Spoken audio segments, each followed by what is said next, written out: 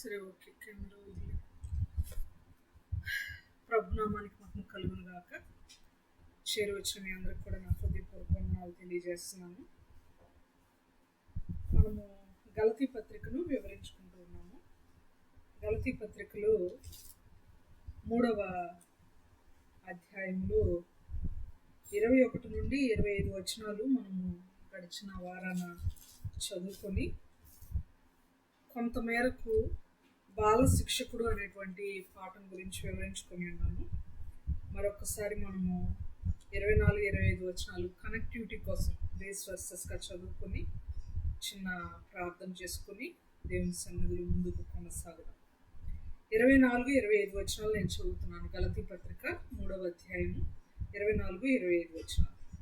కాబట్టి మనము విశ్వాస మూలమున నీతిమంతులమని తీర్చబడినట్లు క్రీస్తునొద్దకు మనలను నడిపించుటకు ధర్మశాస్త్రము మనకు బాల శిక్షకుడాయను.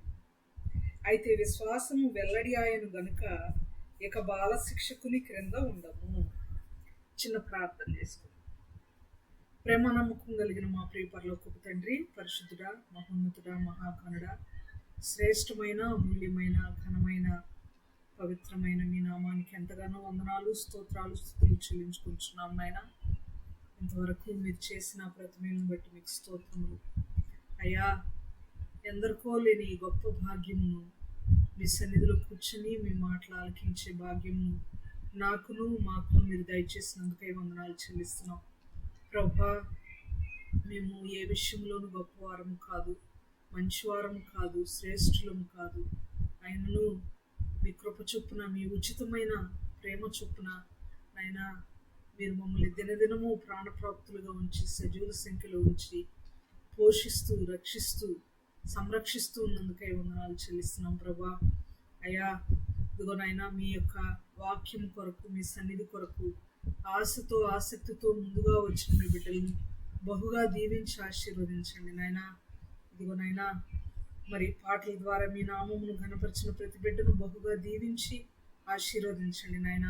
ఇప్పుడు మీ వాక్యం వినబోచున్నాం ప్రభు. మాట్లాడబో నేను వట్టిదానను మట్టిదానను ప్రభా. నన్ను మీ సిలువ చాటును మరుగుపరిచి మీరే నాతోనూ మాతోనూ మాట్లాడి మహిమ పొందమని నాయనా, ఆది నుండి అంతవరకు మీరు తోడుగా ఉండమని. అయ్యా, రావాల్సిన బిడ్డలు ఎంతో మంది గ్రూపులో ఉంటుండగా ఎవ్వరు కూడా ఆసక్తి చూపట్లేదు నాయన. దయచేసి క్షమించండి. ప్రతి ఒక్కరి ఆత్మతో మీరు మాట్లాడండి. ఆత్మ ప్రేరేపణ ప్రతి ఒక్కరికి దయచేయండి. మీ సన్నిధికి నడిపించమని, మీ ప్రణాళికలు, మీ చిత్తంలో వారు ఉన్నట్లయితే మీ సన్నిధికి నడిపించి మహిమ పొందమని, కూడిక యావత్తు ద్వారా సమస్త మహిమ, ఘనత, ప్రభావము మీకే చెల్లించుకుంటూ మా ప్రభును, మీ ప్రియ కుమారుడైన యేసుక్రీస్తు వారి శ్రేష్టమైన నామంలో మిక్కిలి వినయంతో ప్రార్థించి బ్రతిమాలి అడిగి వేడుకొంచున్నాము తండ్రి. ఆమేన్. ఆమేన్. మంచిది ప్రియులారా, మనము గడిచినటువంటి వారంలో బాల శిక్షకుని గురించినటువంటి సంపూర్ణ వివరణ మనం చూసాం. బాల శిక్షకుని గురించినటువంటి సంపూర్ణ వివరణ మనం చూసి ఉన్నాం. అయితే ఆ సంపూర్ణ వివరణలో మనము 3 పాయింట్స్ మాట్లాడుకుంటాము అని చెప్పుకోవడం జరిగింది. ఆ 3 పాయింట్స్లో 2 పాయింట్స్ మనం మాట్లాడుకున్నాం. ఒకటి, ఈ యొక్క బాల శిక్షకుని వలన మనకు 3 ఉపయోగాలు ఉన్నాయి. మొదటి ఉపయోగము జీవింపచేసే శక్తి కలిగినది అని మాట్లాడుకున్నాం. రెండో ఉపయోగము పాపులను బంధించేది అని కూడా మనం మాట్లాడుకున్నాం.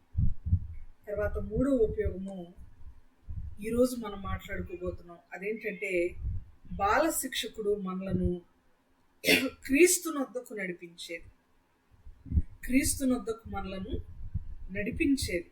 అదే 24వ వచనం గలతీ పత్రికలో 3వ అధ్యాయంలో 24వ వచనం మనకు తెలియజేస్తుంది. మరొకసారి చదువుతున్నాను, జాగ్రత్తగా గమనించండి ప్రియులారా. కాబట్టి మనము విశ్వాస మూలమున నీతిమంతులమని తీర్చబడినట్లు క్రీస్తునొద్దకు మనలను నడిపించుటకు ధర్మశాస్త్రము మనకు బాల శిక్షకుడాయను. ఈ బాల శిక్షకుని ఇంగ్లీష్లో ట్యూటర్ అని కొన్ని ఇంగ్లీష్ బైబిల్స్లో, స్కూల్ మాస్టర్ అని, హెడ్ మాస్టర్ అని కొన్ని ఇంగ్లీష్ బైబిల్స్లో ఇంగ్లీష్ వర్షన్లో వ్రాయబడి ఉంది. ఇక్కడ గమనిస్తే క్రీస్తునొద్దకు మనలను నడిపించడం, క్రీస్తునొద్దకు మనంతటా మనం వెళ్ళటానికి అవకాశం లేని పరిస్థితుల్లో క్రీస్తునొద్దకు మనలను నడిపించే ఒక ట్రైనర్, ఒక ట్యూటర్, ఒక మాస్టర్గా ధర్మశాస్త్రము మనకు కనబడుతుంది. బాల శిక్షకుడు అంటే ధర్మశాస్త్రము అని గడిచిన వారంలో మనం మాట్లాడుకున్నాం కదా. ఆ బాల శిక్షకుడు వలన మనకు వచ్చేటువంటి మూడవ ఉపయోగం ఏంటంటే క్రీస్తునొద్దకు మనలను నడిపించేదిగా ఉంది. చాలా మంది భక్తులు బైబిల్లో మాట్లాడుతూ కొన్ని అద్భుతమైన పదాలను వాడుతూ వారిని దేవుని దగ్గరకు ఎవరు నడిపించారు, ఎలా వాళ్ళు దేవుని సన్నిధికి వచ్చారు అన్న విషయాలు కొంతమంది మాట్లాడుతూ వచ్చారు. మచ్చుకొక కొన్ని ఉదాహరణలు మనం చూద్దాం. కీర్తనల గ్రంథంలో 25వ కీర్తన 9వ వచనంలో ఒక అద్భుతమైన మాట ఉంది, చూద్దాం ప్రియులారా. 25వ కీర్తన 9వ వచనం. న్యాయ విధులను బట్టి ఆయన దీనులను నడిపించును, తన మార్గమును దీనులకు నేర్పును. చాలు, న్యాయ విధులను బట్టి నడిపిస్తాడంట. న్యాయ విధులు అంటే ఏంటి? ధర్మశాస్త్రం. కట్టడలు అంటే ఏంటి? ధర్మశాస్త్రం. ఉపదేశము అంటే ఏంటి? ధర్మశాస్త్రం. దేవుని వాక్యం, ఆయన విధులన్నా, ఆయన వాక్యం అన్నా, ఆయన కట్టడలు అన్నా, ఆజ్ఞలన్నా, ఆయన ఉపదేశము అన్నా, ఇదంతా కూడా పాత నిబంధన ప్రకారం ఒకే అర్థం వచ్చేటువంటి ధర్మశాస్త్రం. ఆ న్యాయ విధులను బట్టి దీనులను నడిపిస్తాడు దేవుడు. అంటే మనం నడిపించబడాలి అంటే ఈ ధర్మశాస్త్రం మనకి చాలా అవసరం. పోయిన సెషన్లో మనం మాట్లాడుకున్నట్లుగా ఎజ్రా గారు అంటారు 119వ కీర్తనలో 50వ వచనంలో, నీ వాక్యము నన్ను బ్రతికించున్నది, నా బాధలో ఇదే నాకు నెమ్మది కలుగు చేయుచున్నది. బ్రతికించేది మాత్రమే కాదు ధర్మశాస్త్రం, క్రీస్తుని వద్దకు నడిపించేది కూడా. బ్రతికించేది మాత్రమే కాదు ధర్మశాస్త్రం, మనకి నెమ్మదిని కలుగు చేస్తుంది. బాధల్లో ఉన్నప్పుడు, బాగా బాధలో ఉన్నప్పుడు, కష్టంలో ఉన్నప్పుడు, ఇరుకులో, ఇబ్బందులు, అసమాధానంలో, అలజడిగా మన హృదయం ఉన్నప్పుడు బైబిల్ చదవండి, ఎంత నెమ్మది వస్తుందో. మనసు పెట్టి బైబిల్ చదివి దేవుడే మనతో మాట్లాడుతున్నాడు కనుక ఎంతో భక్తితో, భయముతో వాక్యాన్ని చదివితే ఎంతో నెమ్మది, ఎంతో సమాధానం, ఎంతో సంతృప్తి మనకి కలుగుతుంది. పిల్లరా, చదువుతున్నామా మనం బైబిల్? బాధగా ఉన్నప్పుడు బైబిల్ చదవడం మానేస్తారు కొంతమంది క్రైస్తవులు. బాధగా ఉన్నప్పుడు వంట చేయడం మానేస్తారు కొంతమంది క్రైస్తవులు. బాధగా ఉన్నప్పుడు మనుషులతో మాట్లాడడం మానేస్తారు కొంతమంది క్రైస్తవులు. ఇవన్నీ కాదు ప్రియులారా, బాధలో మనకి నెమ్మది కలగాలంటే మనము ధర్మశాస్త్రము దగ్గరకు రావాలి, దేవుని యొద్దకు రావాలి. బాల శిక్షకుడు వాక్యము, ఉపదేశము, కట్టడలు ఒక బాల శిక్షకుని వలె మనల్ని ట్రైన్ చేస్తాయి. ఇంతకీ బాల శిక్షకుడు అంటే ఏంటి? బాలులను శిక్షించేవాడని అర్థమా? కాదు. బాలులకు శిక్షణనిచ్చేవాడిని బాల శిక్షకుడు అంట. The trainer who trains the children, the trainer who trains the children is called children's trainer or బాల శిక్షకుడు, హెడ్ మాస్టర్, ట్యూటర్ అని బైబిల్ మనకి సెలవిస్తుంది. అయితే ఈ ధర్మశాస్త్రం వలన మొదటి ఉపయోగము మనకి నెమ్మదినిచ్చేది, మనల్ని బ్రతికించేది. రెండవ ఉపయోగము పాపులను బంధించేది. నేను పోయిన వారం కూడా ఈ మాట చెప్పాను. ఒక షాపింగ్ మాల్లో 10 మంది వర్కర్స్ ఉన్నారు. 10 వస్తువులు దొంగిలించబడ్డాయి. ఎవరు దొంగిలించారో, ఎవరెవరు ఎన్నెన్ని వస్తువులు దొంగిలించారో ఎవరికి తెలియదు. అందరూ నేను దొంగనని మిగతా వాళ్ళకి తెలియదు కదా అనుకుంటున్నారు. అయితే సీసీటీవీ కెమెరా ఆన్ చేస్తే తెలిసింది ఏంటంటే 10 మంది ఒక్కొక్కళ్ళు ఒక్కొక్క వస్తువుని దొంగిలించారు. 10 మంది దొంగలే.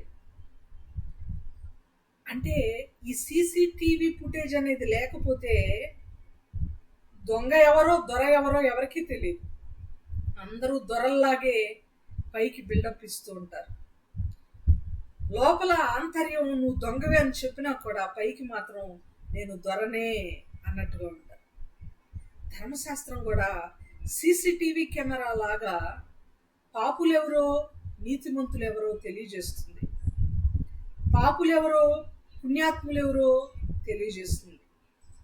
ఆ సీసీటీవీ కెమెరా ఏ విధంగా అయితే 10 మందిని దొంగలుగా తీర్చిదిద్దిందో, 10 మందిని దొంగలుగా చూయించిందో, అలాగే ధర్మశాస్త్రం అనే సీసీటీవీ ఫుటేజ్ కూడా ఒక రుజువుని, ఒక రిజల్ట్ని మనకు తెలియజేసింది. అదేంటంటే రోమపత్రిక 3వ అధ్యాయము 23వ వచనం ప్రకారము, ఏ భేదమును లేదు, అందరూ పాపము చేసి దేవుడు అనుగ్రహించి మహిమను పొందలేకపోతున్నారు.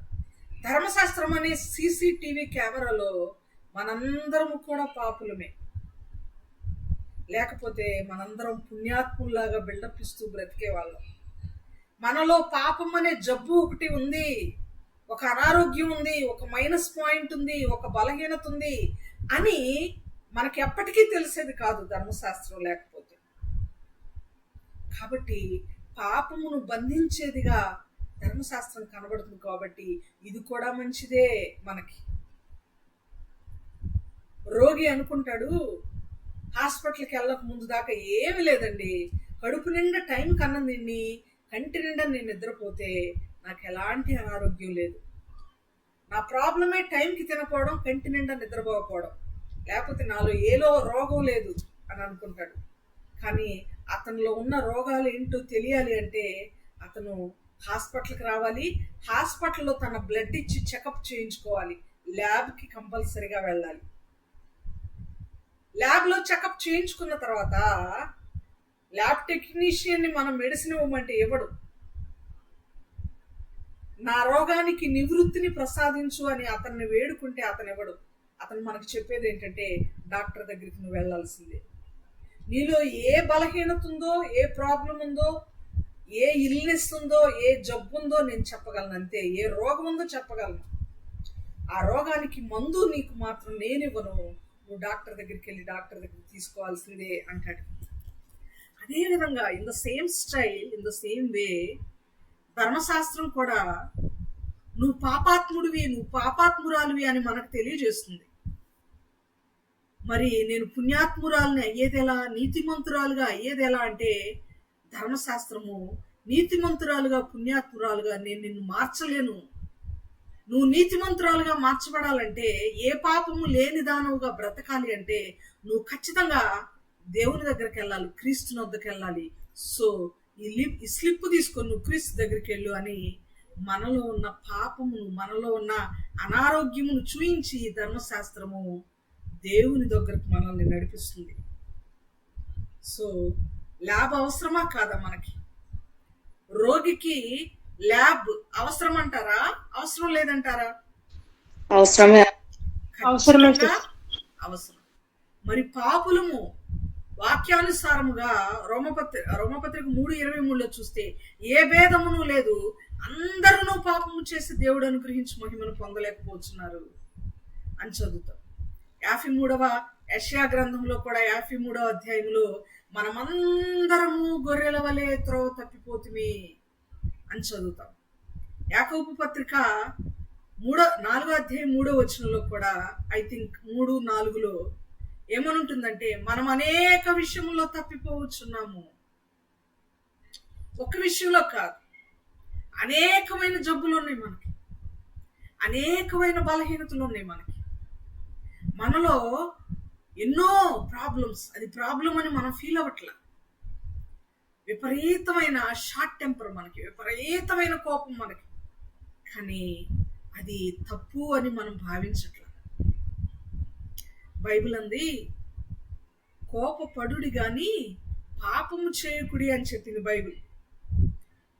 క్రైస్తవులకు ఉన్నటువంటి మరొక బలహీనత ఏంటయ్యా అంటే, బైబిల్లో చెప్పిన వాటిని ఏదైనా దేవుడు కొంచెం మనకి వీలును కలుగు చేసే పదాలు కొన్ని వాడాడు అనుకోండి, కోపపడండి కానీ పాపం చేయకండి అన్నాడు అనుకోండి, కోపపడితే పెద్ద తప్పేం కాదండి, దేవుడు కూడా కోపపడమని చెప్పాడు.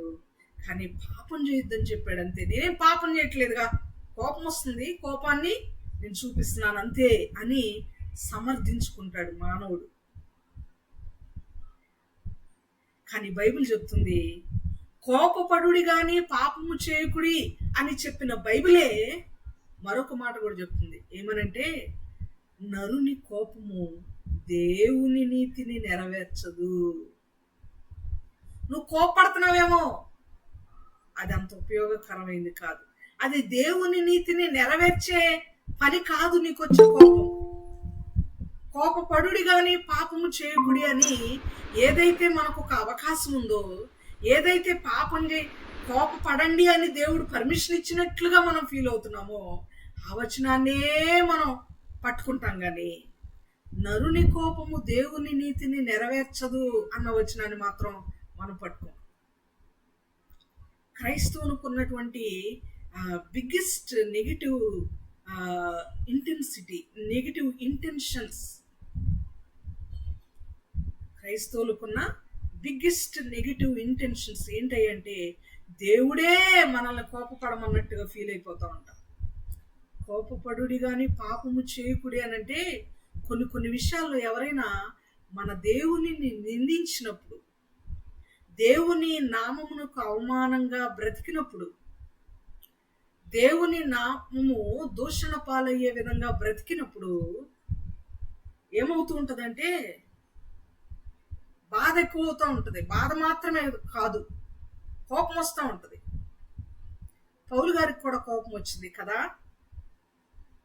సున్నం కొట్టిన సమాధి అన్నాడు. పౌలు గారికి కూడా కోపం వచ్చింది అనేక మార్లు. నీతికి విరోధి అని తిట్టాడు పౌలు గారు, కోపపడ్డాడు. కారణం ఏంటంటే దేవుని కార్యాలు జరగకుండా ఆటంకాలు కలుగు చేస్తున్నప్పుడు కోపపడ్డాడు పౌలు గారు. అలాంటి కోపం దేవుడు అడ్మిట్ చేస్తాడేమో, అలాంటి కోపం దేవుడు యాక్సెప్ట్ చేస్తాడేమో. కానీ చిన్నదానికి చితకదానికి, ప్రతి చిన్న విషయానికి చీమ టపాకాయలాగా ఎగిసిగిసి పడితే దేవుడు ఇష్టపడడు. మృదువైన మాట క్రోధమును చల్లార్చును, నొప్పించు మాట కోపమును రేపును. నొప్పించు మాట కోపమును రేపును అని మన దేవుడు మన కోసం రాయించాడంటే దాని అర్థం ఏంటి? నొప్పించేలాగా మాట్లాడొద్దని అర్థం. అది కూడా ఒక ఆజ్ఞే, ఇండైరెక్ట్ కమాండ్మెంట్. అది కూడా ఒక ఆజ్ఞే. కానీ అది ఆజ్ఞగా మనం తీసుకోం, ఆజ్ఞగా మనం దాన్ని ఫీల్ అవ్వం ప్రియులారా. అందువల్ల మనము ప్రతి మాటలోని దేవుని మనస్సును గ్రహించవలసిన వారమై ఉన్నాం. ప్రతి మాట వెనుక వాక్యములో, పరిశుద్ధ గ్రంథములో ఇది చెయ్యి, ఇది చెయ్యొద్దు అని దేవుడు తన మనస్సును తెలియచేసే ప్రతి మాట లోపలికి తొంగి చూసి, అంతరంగంలోనికి తొంగి చూసి, లోతుగా దాని గురించి ఆలోచన చేసి, ఈ మాట ద్వారా దేవుడు నాకేం చెప్తున్నాడు, ఈ మాట ద్వారా దేవుడు నా నుండి ఏం కోరుకుంటున్నాడు అని మనం ఆలోచన చేయాలి. నరుని కోపము దేవుని నీతిని నెరవేర్చదు అని చెప్పాడంటే కోపపడద్దని అర్థం. కోపపడుడి కానీ పాపము చేయకుడి అనంటే దేవుని సంబంధమైన విషయాలలో, దేవుని నామము దూషించబడుతున్నప్పుడు ఖచ్చితంగా కోపపడాలి. కానీ మన కోపము పాపమునకు దారి తీసేదిగా ఉండకూడదు. మన కోపానికి there should be a particular and suitable reason. కోపడుతున్నాం అంటే దైవికమైన అంశాలలో ఖచ్చితంగా ఒక రీజన్ ఉండాలి. అందువల్ల ప్రియులారా, ధర్మశాస్త్రం అంటే మనం గ్రహించవలసింది ఏంటి అంటే దేవుని యొక్క ఉపదేశం, దేవుని యొక్క మాట, ఆయన మనస్సు, ఆయన ఏమి కోరుకుంటున్నాడు మన నుంచి అనేటువంటి అంశాలను మనము ఆచితూచి చాలా జాగ్రత్తగా ఆలోచన చేయవలసిన వాళ్ళమై ఉన్నాం. 3వ పాయింట్లో మనం నేర్చుకుంటున్న పాయింట్ ఏంటి అంటే బాల శిక్షకుని వలన మనకి 3వ ఉపయోగం ఏంటి అంటే క్రీస్తునొద్దకు మనలను నడిపించింది. కీర్తనల గ్రంథములో 25వ కీర్తన 9వ వచనంలో దీనులను న్యాయ విధులే దేవుని యొద్దకు నడిపిస్తాయి. న్యాయ విధులు, ఈ విధులు లేకపోతే, ఈ బాల శిక్షకుడు లేకపోతే మనము శిక్షకు పాత్రులమవుతాం. ఈ బాల శిక్షకుని యొక్క శిక్షణలో మనము నడిపించబడకపోతే మనము శిక్షకు పాత్రులమవుతాం. శిక్షకు యోగ్యులమవుతాం, అర్హులమవుతాం. మనకు శాశ్వతమైన శిక్ష నుండి నివృత్తి కలగాలంటే, శాశ్వతమైన శిక్ష నుండి విడుదల కలగాలంటే, శాశ్వతమైన శిక్షకు పాత్రము కాకుండా తప్పించబడాలి అంటే ఖచ్చితంగా బాల శిక్షకుని యొక్క శిక్షణ మనకు అవసరం.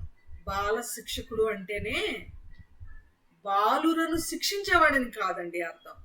బాలురకు శిక్షణనిచ్చేవాడు, ట్రైనింగ్ ఇచ్చేవాడు అని అర్థం. అందుకనే head master, school master, tutor అని ఇంగ్లీష్ బైబిల్లో రాయబడి ఉంది.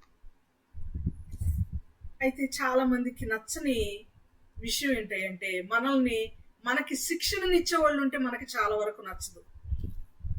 చెప్పిందే చెబుతూ, చెప్పిన నీతి వాక్యాలే మరలా మరలా మరలా చెబుతూ, వాక్యాలతో గద్దిస్తూ, వాక్యాలతో హెచ్చరిస్తూ ఉండేవాళ్ళంటే maximum 75% of Christians will not be happy, సంతోషించరు. కారణం ఏంటంటే హెచ్చరికలు, శిక్ష గురించి మాట్లాడడం, దండించినట్లుగా మాట్లాడడం అందరికీ నచ్చదు. అదే పొగడండి, మీ అంత ప్రార్థనా పరురాలు లేదు సిస్టర్ అనండి, మురిసిపోతాం. మీలాంటి భక్తిపరుడు మరొకడు లేడన్నా అనండి, ములగ చెట్టు ఎక్కేస్తాం. సిస్టర్ మీరు ఈ మధ్య గూగుల్ మీట్కి సరిగ్గా రావట్లేదు, వచ్చినా కూడా చివరి వరకు ఉండట్లేదు అని ఎవరైనా అది అంత మంచిది కాదు. మీరు ఈ మధ్య ఆదివారం ఆరాధనకు హాజరవ్వట్లేదు, ఆరాధన రెగ్యులర్గా చేయకపోవడం, కంటిన్యూటీ లేకపోవడం విశ్వాస జీవితానికి అంత మంచిది కాదు అని ఎవరినైనా సున్నితంగానైనా హెచ్చరించండి. రెండోసారి మనం వాళ్ళతో మాట్లాడడానికి ఎక్కువ అవకాశం ఇవ్వరు మనకి. కారణం ఏంటంటే శిక్షతో కూడిన గద్దింపు క్రైస్తవుడు ఇష్టపడడం మానేశాడు. కానీ శిక్ష మనకు అవసరం ప్రియులారా. ప్రజలందరూ మిమ్మల్ని మెచ్చుకునేటప్పుడు మీకు శ్రమ అన్నాడు దేవుడు. ప్రజలందరూ మిమ్మల్ని మెచ్చుకుంటే, కొనియాడితే మీకు శ్రమ అన్నాడు ప్రభు. కానీ అందరూ మిమ్మల్ని నిందించి హింసిస్తే మీకు అది ధన్యకరం అన్నాడు అదే ప్రభు. మన యేసు ప్రభు మనకు చెప్పినటువంటి నీతి సూత్రాలు ప్రియులారా. మనల్ని అందరూ మెచ్చుకుంటే మనకి శ్రమ, మనల్ని అందరూ ఏదో ఒక విధంగా నిందిస్తూ, దూషిస్తూ, బాధిస్తూ ఉంటే మనకు అది చాలా ధన్యకరము, అది బ్లెస్సింగ్ అని దేవుడు మనకి తెలియచేశాడు. ఎంత చక్కని మాటలు కదా! దేవుడు ఎంత లోతైన అంశాలను మనకి తెలియచేశాడో చూడండి. కాబట్టి శిక్షణతో కూడిన మాటలు, శిక్షించే విధానాలు, హెచ్చరించే విధానాలు, గద్దించే విధానాలు క్రైస్తవ జీవితానికి ఎంతో మేలు చేస్తాయి. సామెతల గ్రంథంలో ఒక చక్కని మాట ఉంది, గాయములు చేయు దెబ్బలు అంతరంగములోనికి చొచ్చి చెడుతనమును తొలగించును. గాయములు చేయు దెబ్బలు అంతరంగములోనికి చొచ్చి చెడుతనమును తొలగించును. ఎవరైనా మనల్ని దెబ్బ కొడితే మనకు నచ్చుతుందా? నచ్చదు. కానీ దెబ్బ పడితే అంతరంగంలో ఉన్న చెడుతనం తొలగించబడుతుందంట. ఎంత అనుభవంతో కూడినటువంటి మాట మహాజ్ఞాని చేత, పరమజ్ఞాని దేవుడు మన కొరకు రాయించాడు. దెబ్బ పడాలి, హెచ్చరిక ఉండాలి, దండన మనకుండాలి. బెత్తము వాడని తండ్రి తన కుమారునికి విరోధి అవుతాడంట. బెత్తం కంపల్సరీ. ఇక్కడ బెత్తము మనకి ఉపదేశం, ఇక్కడ బెత్తము ధర్మశాస్త్రం, ఇక్కడ బెత్తం అంటే వాక్యం, ఆయన యొక్క కట్టడలు, ఆయన యొక్క న్యాయ విధులు. అవి మనలను దేవుని యొద్దకు నడిపిస్తాయి. దేవుని యొద్దకు నడిపిస్తాయి.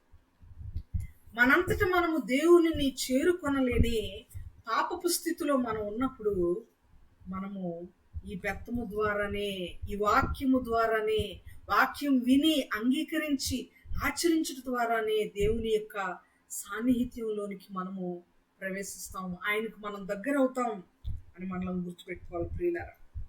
మరొక మాట చదువుదాం. సామెతల గ్రంథము 6వ అధ్యాయము 20 నుండి 22 వచనాలు వరకు. సామెతల గ్రంథము 6వ అధ్యాయము 20 నుండి 22 వచనాల వరకు.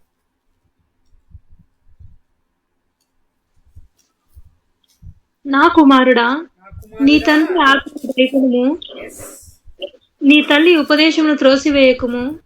వాటిని ఎల్లప్పుడూ నీ హృదయం నందు ధరించుకొనుము, నీ మెడ చుట్టూ వాటిని కట్టుకొనుము.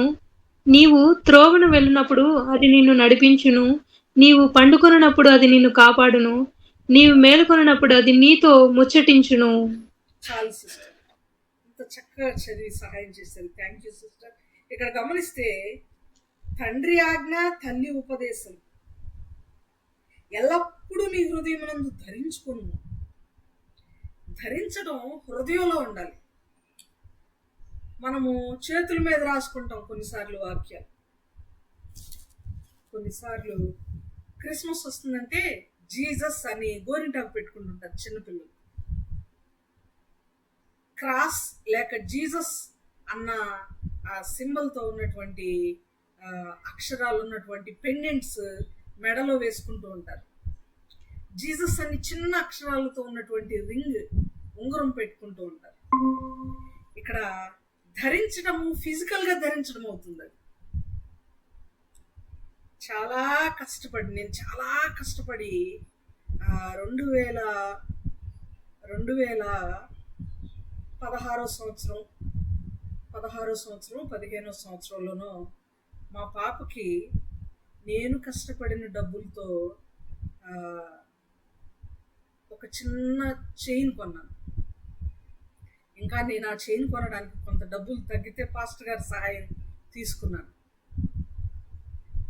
కొన్నప్పుడు మా పాపని చిన్నారి అని పిలుస్తాం ఇంట్లో. అక్కడ ఏదో ఒక పెండెంట్ కూడా కొనాలి కదా చైన్కి అని చెప్పి సి అనే అక్షరం కొన్నాను. నేను సి అనే అక్షరం కొనడంలో నా ఉద్దేశం ఏంటంటే సి ఫర్ చిన్నారి అని అర్థం. కానీ కొని వేసుకున్న తర్వాత తన ఫ్రెండ్స్ ఎవరన్నా సి అంటే ఏంటి అని తనని అడిగినప్పుడు తన ఫ్రెండ్స్ అందరికీ తన పేరు అక్షయ, స్కూల్లో ఏనేముందో అది తెలుసు. అయితే సి అంటే ఏంటి అని అడిగినప్పుడు తను ఏం చెప్తుందంటే సి ఫర్ క్రైస్ట్ అని చెప్తుంది. సి ఫర్ క్రైస్ట్ అని చెప్తుంది. కానీ క్రైస్ట్ ఉండవలసింది మెడలో కాదు ప్రియులారా, హృదయంలో ఉండాలి. ఇక్కడ బైబిల్ ఏం చెప్తుందంటే సామెతల గ్రంథంలో 6వ అధ్యాయంలో ఎల్లప్పుడూ నీ హృదయమందు ధరించుకును. 21వ వచనం, 6వ అధ్యాయం 21వ వచనం. ఎల్లప్పుడూ భయం కలిగినప్పుడు, మన ఇంట్లో ఏదో అపవిత్రాత్మ ఉందని డౌట్ వచ్చినప్పుడు, మన బాబుకో పాపకో బాగా ఫీవర్గా ఉన్నప్పుడు మెడలోనో తల పక్కనో చేతుల్లోనో ధరించడం కాదు. వాక్యం అప్పుడప్పుడు లేచి చదువుకొని అప్పుడు తల దగ్గర పెట్టుకోవడం కాదు, హృదయంలో ఉంచుకోవాలి. అప్పుడప్పుడు కాదు, ఎల్లప్పుడూ, ఆల్వేస్ ఆల్వేస్ ఎల్లప్పుడూ ధరించుకోవాలి. ధరించుకుంటున్నావా వాక్యాన్ని? క్రైస్తవులు అంటేనే క్రీస్తును ధరించుకున్నవారు. క్రీస్తు అంటేనే వాక్యం. ఆది యందు వాక్యము ఉండెను, వాక్యము దేవుని యొద్ద ఉండిన, వాక్యము దేవుడై ఉండెను. వాక్యమును ఉపదేశమును ఎల్లప్పుడూ మనం హృదయంలో ధరించుకుంటున్నామంటే అర్థం ఏంటంటే ఎల్లప్పుడూ మన హృదయంలో దేవుణ్ణి ఉంచుకుంటున్నామా? ఆదివారం మాత్రమే ఉంచుకుంటున్నామా? రోజులో ఏదో ఒక గంట సేపు ఉంచుకుంటున్నామా? ఏదో సన్నిధిలో కృతజ్ఞత కూడికల్లో ఉంచుకుంటున్నామా? లేకపోతే స్వార్థ కూటములప్పుడు ఉంచుకుంటున్నామా? ఆరాధన విషయంలో ఉంచుకుంటున్నామా? ఉపవాస ప్రార్థనలప్పుడు మాత్రమే క్రీస్తును మన హృదయంలో ఉంచుకుంటున్నామా? లేక ఎల్లప్పుడూ ఉంచుకుంటున్నామా? ఎల్లప్పుడూ కావాలి, ఎల్లప్పుడూ కావాలి. దేవుడు ఆహారం మనకి ఎల్లప్పుడూ ఇవ్వట్లేదా? ఆక్సిజన్ వన్ డే వెంటిలేటర్ మీద ఉంటే 5,000 రూపీస్ మినిమం ఛార్జ్ చేస్తున్నారు డాక్టర్స్. వన్ డే వెంటిలేటర్ మీద ఉంటే 5,000 రూపీస్ మినిమం ఛార్జ్ చేస్తున్నారు డాక్టర్స్. వితౌట్ ఛార్జింగ్ ఎనీథింగ్ సంవత్సరాల తరబడి దేవుడు ఆక్సిజన్ ఇవ్వట్లేదా మనకి? ఎల్లప్పుడూ ఆయన మనల్ని గమనించట్లేదా? ఎల్లప్పుడూ మనల్ని బ్రతికించట్లేదా?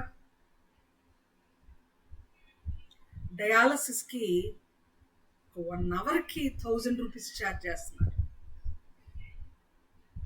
అవర్కి 1,000 రూపీస్. మనము సులభముగా మన కాలకృత్యాలు తీర్చుకోవడానికి దేవుడు చక్కని ఆరోగ్యంతో మనల్ని బలపరుస్తున్నాడు. గొప్ప విషయం కాదా? ఇది ఆయన కృప కాదా? ఎల్లప్పుడూ గాలి, నీరు, వెలుతురు సమస్తము దేవుడు మనకిస్తున్నాడు. అసలు ఎండాకాలం స్టార్ట్ అయితే ఎన్ని వాటర్ తాగుతున్నామో మనం. కొంతమంది కొని తాగుతూ, కొంతమంది ఉచితముగా తాగుతూ ఉంటే ఎన్ని వాటర్ కొని కానీ ఉచితంగా కానీ వాటర్ తాగగలుగుతున్నాం అంటే ఎంత నీటిని దేవుడు సృష్టించి మనకి ప్రొవైడ్ చేస్తున్నాడు. ఇది కృప కాదా? ఆయన గ్యాప్ తీసుకుంటున్నాడా మధ్యలో? ఎక్కడైనా చూస్తారా మీరు? సండే మాత్రమే ఆక్సిజన్ వస్తుంది భూమి మీదకి, మిగిలిన రోజులు రాదు అంటే మన పరిస్థితి ఏంటి? గాలి సండే మాత్రం రాదు, సోమవారం నుండి శనివారం వరకు మాత్రమే అంటే సండే రోజు మనం గాలిలో ఉంటాం. గాలి మన నాసికారంధ్రంలో గుండా వెళ్ళకపోతే నెక్స్ట్ 5 నిమిషాల్లోనే మనం గాలిలో ఉంటాం. ప్రియులారా, గమనించాలి. ఎల్లప్పుడూ దేవుడు మనకు తన ఉచితమైన కృప చేత సమస్తాన్ని ఇస్తుంటే మనం ఎందుకని ఎల్లప్పుడూ ఆయన యొక్క ఆజ్ఞలను, కట్టడలను మన హృదయంలో ఉంచుకోలేకపోతున్నాం? ఆలోచించేద్దాం. ఎల్లప్పుడూ నీ హృదయమందు ధరించుకో, నీ మెడ చుట్టూ వాటిని కట్టుకో. నువ్వు త్రోవను వెళ్ళేటప్పుడు, నువ్వు జర్నీలో, ప్రయాణంలో ఉన్నా, నువ్వు పండుకోనున్నా, మేలుకోనున్నా, ఎల్లప్పుడూ ఎయిదర్ మనిషి పడుకోనని ఉండాలి, మేలుకోనని ఉండాలి, ప్రయాణంలోనన్నా ఉండాలి. 3 ఛాన్సెస్. ఏం చేస్తున్నా కూడా అవి మనల్ని కాపాడుతాయంట. ఏంటి కాపాడేది? ఎందుకీ? బాలశిక్షకుడు. బాలశిక్షకుడు అంటే ఎవరు ఇక్కడ? ధర్మశాస్త్రం అంటే ఏమిటి ఇక్కడ? ఆజ్ఞలు, కట్టడలు, ఉపదేశం, ఆయన వాక్యము, ఆయన మాటలు, ఆయన విధులు మనల్ని ఎల్లప్పుడూ కాపాడుతాయి. మనం అనుకుంటాం, అబ్బా బ్రతికిపోయామండి, లాస్ట్ ఇయర్ వరకు రేకులున్న ఇల్లు ఉన్నామండి, ఊపిరాలేదు. కానీ దేవుడి దయ వల్ల ఈ సమ్మర్లో మాత్రం స్లాబ్ ఉన్న ఇంటికి షిఫ్ట్ అయ్యామండి. గాలి ఆడుతుంది, హాయిగా ఉంది. రేకులున్న ఇల్లు, స్లాబ్ ఉన్న ఇల్లు కాదు మనల్ని కాపాడుతుంది. దేవుని యొక్క కృప, దేవుని యొక్క వాక్యము. అందుకే మనుష్యుడు రొట్టె వలన మాత్రము కాదు కానీ దేవుని నోట నుండి వచ్చు ప్రతి మాట వలన జీవించును. ప్రియులారా, మనం బ్రతికున్నామంటే కారణం ఏంటో తెలుసా? ఆయన నోట నుండి వచ్చే ప్రతి మాట, ఆయన మాట, ఆయన వాక్యమే మనల్ని బ్రతికిస్తుంది. అసలు గొప్ప విషయం, స్టన్ అయ్యే విషయం, ఆశ్చర్యకరమైన విషయం ఏంటంటే ఆయన వాక్యం అంటే నమ్మనోళ్ళను కూడా ఆయన వాక్యమే బ్రతికిస్తుంది. తెలుసా మీకు? ఆయన వాక్యాన్ని నిర్లక్ష్యం చేసే వాళ్ళను కూడా, ఆయన వాక్యాన్ని తృణీకరించే వాళ్ళను కూడా బ్రతికిస్తుంది ఆయన వాక్యమే. ఎందుకంటే ఏదన్నా ఇంకా బ్రతికిస్తే ఈరోజు కాకపోతే రేపన్న వాక్యాన్ని అంగీకరిస్తారేమో, ఈరోజు కాకపోతే రేపైనా వాక్యానికి అవకాశం ఇస్తారేమో, ఈరోజు కాకపోతే రేపైనా ఈ వాక్యాన్ని నమ్ముతారేమో అని వాక్యము ప్రతి ఒక్కరిని బ్రతికించు. ఎజ్రా గారు అన్నారు, నీ వాక్యము నన్ను బ్రతికించి ఉన్నది అని. ఎజ్రా గారిని మాత్రమే కాదు కండి, దావీదు గారిని బ్రతికించింది అదే, నిన్ను నన్ను బ్రతికించింది కూడా అదే. ఈ వాక్యం లేకపోతే మన స్థితి ఏమోనో. నీ వాక్యమే నన్ను బ్రతికించెను, బాధలలో నెమ్మదినిచ్చెను. ఆయన వాక్యం లేకపోతే మనకు బ్రతుకు లేదు. కానీ విచారకరమైన విషయం కూడా ఉంది ప్రియులారా, మన బ్రతుకులో ఆయన వాక్యం ఉండట్లేదు. ఏ వాక్యం అయితే మనల్ని బ్రతికిస్తుందో, మనల్ని బ్రతికిస్తున్నటువంటి ఈ మన బ్రతుకులో ఆయన వాక్యానికి రోజు రోజుకి విలువ తగ్గిపోతుంది,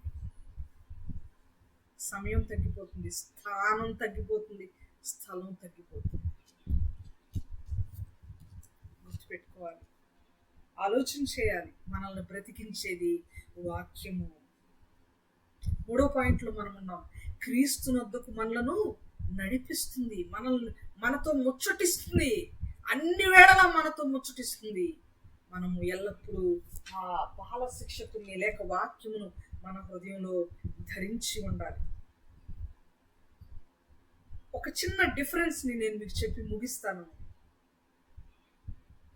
పాత నిబంధనలో, క్రొత్త నిబంధనలో, ప్రస్తుత కాలంలో ఒక చిన్న తేడా ఉంది. ఒక వచనం చదువుకొని ఆ తేడాని మనము వివరించుకుందాం. యెషయా గ్రంథం 40వ అధ్యాయం 11వ వచనం. యెషయా గ్రంథము 40వ అధ్యాయము 11వ వచనం.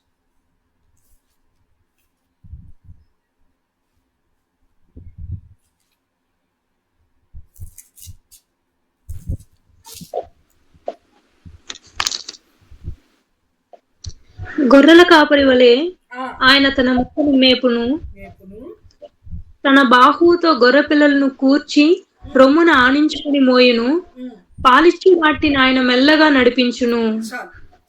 ఇంతకీ మనము బాల శిక్షకుడు దేవుని యొద్దకు నడిపిస్తాడు అని మనం నేర్చుకుంటున్నాం. బాల శిక్షకుడు అంటే ధర్మశాస్త్రం, విధులు, కట్టడలు అని మనం నేర్చుకుంటున్నాం. ఇక్కడ యెషయా గ్రంథంలో, పాత నిబంధనలో తండ్రి అయిన దేవుడుగా చెప్పబడిన మన దేవుడు, యెహోవాగా చెప్పబడిన మన దేవుడు ఎలా నడిపిస్తున్నాడో చూడండి. నాకెందుకో చాలా చాలా సాన్నిహిత్యమైనటువంటి వచనం ఇది. ఎంత ఎంత ఆనందంగా ఉంటుందో ఈ వచనం చదివినప్పుడు ప్రియులారా.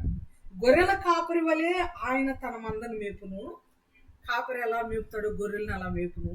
తన బాహువుతో గొర్రె పిల్లలను కూర్చి రొమ్మున ఆనించుకుని మోయును. గొర్రెల కాపరి గొర్రె పిల్లను బాహువుతో అంటే చేతితో దగ్గరికి తీసుకొని రొమ్మున ఆనించుకుని మోయును. పాలిచ్చు వాటిని ఆయన మెల్లగా నడిపించును.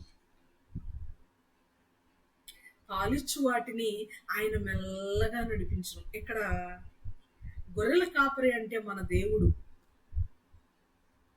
గొర్రె పిల్ల అంటే మనమే. పాలిచ్చు గొర్రె పిల్ల అంటే వాక్యం ప్రకటించే గొర్రె పిల్ల, వాక్యాన్ని ఇతరులకు అందించే గొర్రె పిల్ల. మిమ్మల్ని నన్ను దేవుడు ఎలా మోస్తాడయ్యా అంటే ఆయన రొమ్మున ఆనించుకొని. ఒక బిడ్డకి తల్లి రొమ్ముననో తండ్రి రొమ్ముననో ఉండటం కంటే ధైర్యవంతమైన స్థలం ఇంకేదైనా ఉందంటారా? మనందరం తల్లులం అయ్యాం కదా. మన బిడ్డల్ని మన రొమ్మును ఆనించుకొని కౌగులించుకొని వాళ్ళను క్యారీ చేయడం కంటే ఇంకేదైనా సేఫెస్ట్ వే ఇంకేదైనా ఉందంటారా?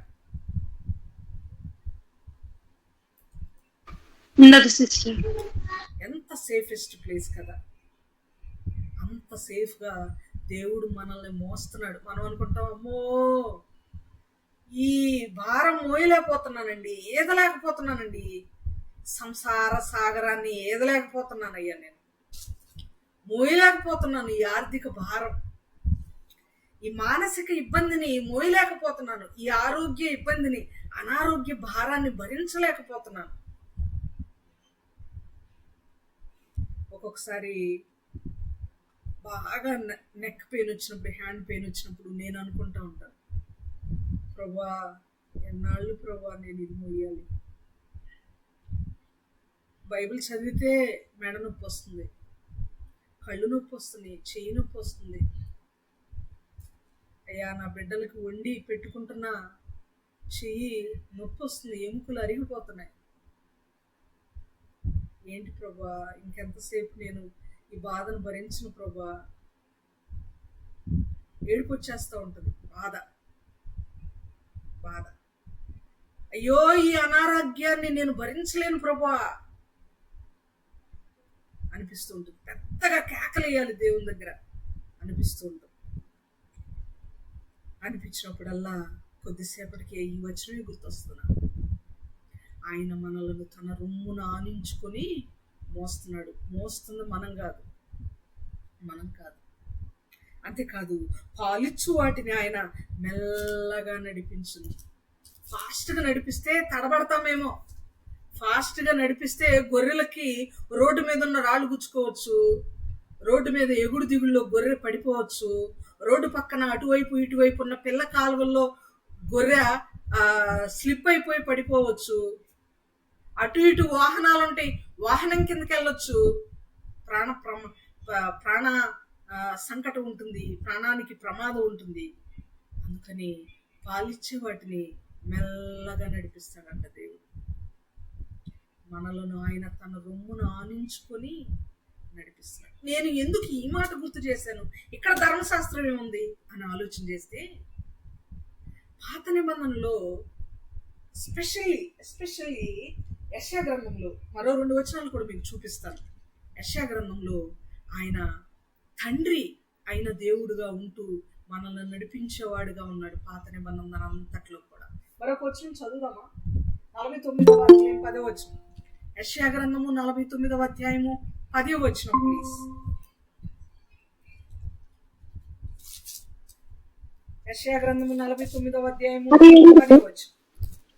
వారి యందు కరుణించువాడు వారిని తోడుకొని పోవచ్చు, నీటి బుగ్గల యొద్ద వారిని నడిపించును. కాబట్టి వారికి ఆకలి అయినను దప్పి అయినను కలుగదు, ఎండమావులైనను ఎండ అయినను వారికి తగులదు. చాలు సిస్టర్. ఎలా నడిపిస్తాడంటే దేవుడు, నీటి బుగ్గల యొద్దకు వారిని నడిపించును, వారి యందు కరుణించువాడు. ఇందాక చదివిన వచనంలో గొర్రెల కాపరి, ఇక్కడ చదువుకున్న వచనంలో కరుణించేవాడు.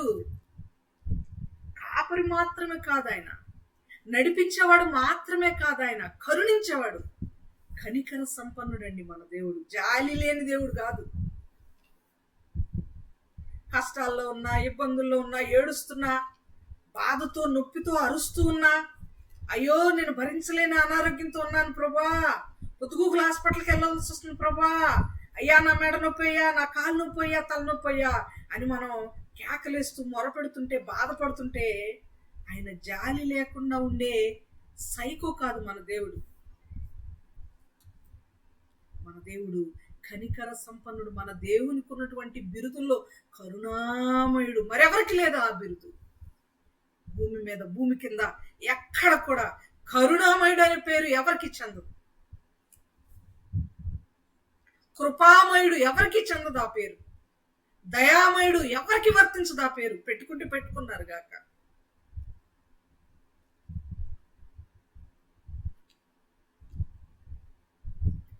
ఈ మధ్య వాకింగ్కి వెళ్తుంటే ఒక ఇల్లు దగ్గర ఒక హెడ్డింగ్ కనపడింది నాకు. 2 అక్షరాల పదం అది. నేను పలకడానికి ఇష్టపడట్లేదు. చాలా మంది నిజదేవుడు అంటే తెలియని వాళ్ళు ఆ 2 అక్షరాల పదాన్ని తెగ కొలిసేస్తూ ఉంటారు. ఆ 2 అక్షరాలు రాసి పక్కన కృప అని రాసింది. కృప ఎవరి సొత్తు? ఎవరు పరిచయం చేసిన పదం? ఏ గ్రంథంలోని పదం? కృప బైబిల్లోని పదం. కృప క్రొత్త నిబంధన కృప యేసుక్రీస్తు మాత్రమే మనకి ఉచితంగా దయచేసినటువంటి మేలు, ఉచితంగా దయచేసినటువంటి కృప, కరుణ, జాలి, ప్రేమ, అర్హత లేని మన పట్ల చూపినటువంటి ప్రేమ. ఎవరు పడితే వాళ్ళు పక్కన యాడ్ చేసుకున్నంత మాత్రాన వాళ్ళకు వర్తించేది ప్రియుల. ఆయన కరుణామయుడు, వారి యందు కరుణించువాడు వారిని తోడుకొని పోవచ్చు, నీటి బుగ్గల యొద్ద వారిని నడిపించును. నీటి బుగ్గ ఏమున్నా లేకపోయినా ఎండాకాలం నీటి విలువ మనకు బాగా అర్థమవుతుంది. నీటి బుగ్గ యొద్దకు వారిని నడిపించును. నీటి బుగ్గ అంటే అనేక మార్లు వాక్యం చెప్పేటప్పుడు చెప్పాను. నీటి బుగ్గ ఎవరో కాదు, క్రీస్తే. నీటి బుగ్గ ఎవరో కాదు, వాక్యము. నీటి బుగ్గ ఎవరో కాదు, దేవుని యొక్క కట్టడలు, విధులు, న్యాయ విధులు, ఆయన ధర్మశాస్త్రం.